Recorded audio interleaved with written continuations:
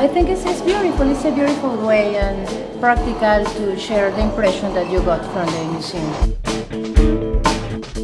I enjoyed it. I've never been to a museum or something like this where you could leave in what your feelings after you. I mean, it's definitely an experience to like walk through something and then right away you have all these feelings that are coming to you and what you're thinking, and then being able to type them out or write them out gives you a way out.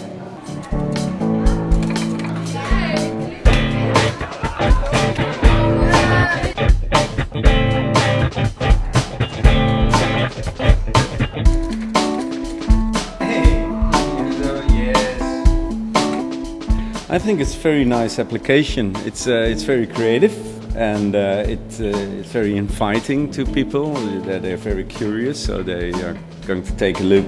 What is this all about? And then they're surprised by the way the technology works.